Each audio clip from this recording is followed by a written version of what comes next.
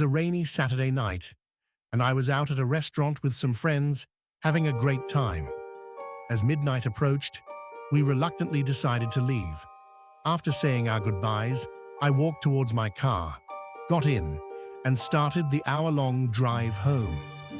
Exhausted from the long day, I found it difficult to stay awake. To keep myself alert, I turned on the radio, but all I heard was static. Frustrated, I fiddled with the settings, when out of nowhere, I saw someone standing in the middle of the road. Panicking, I swerved left and slammed on the brakes. The car screeched to a stop, and I got out to investigate. To my surprise, there was no one there. No person, no tire marks, no sign that anything had happened. Dismissing it as a trick of my tired mind, I checked the car and found everything working, except for the radio. Still shaken, I continued driving slowly towards home, finally arriving at 1 a.m. Just as I entered my house, my phone rang. It was Andy, one of the friends I had dinner with earlier. He sounded worried and asked if I had reached home safely. I assured him I was fine and asked what was bothering him. Confused and scared, he explained that while driving home, he saw someone who looked just like me standing in the middle of the road. He thought he had hit me, but when he got out to check, there was no one there. I found it eerie that we both experienced something similar.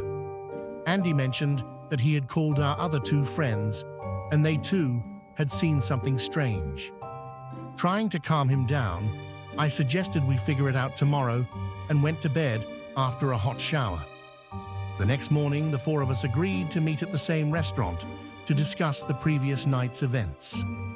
I arrived early, only to find the restaurant had burned down to the ground. Firefighters and paramedics were searching for survivors and recovering bodies. I approached an onlooker and asked what had happened.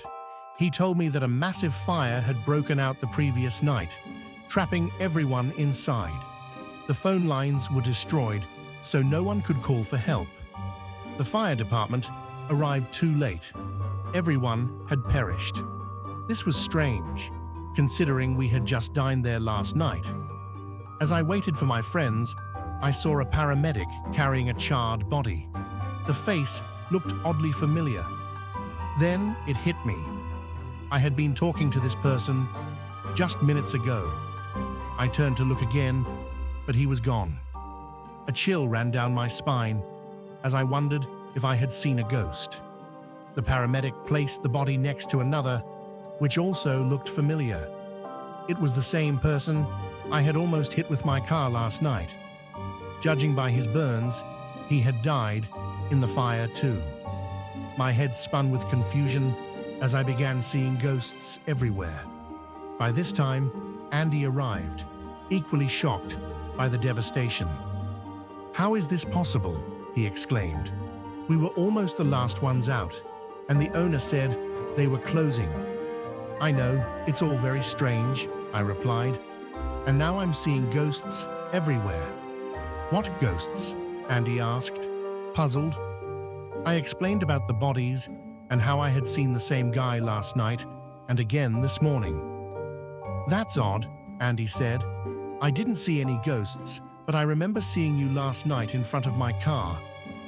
Just as he spoke those words, I saw the paramedics carry out 4 more bodies: Andy, me, and our other 2 friends.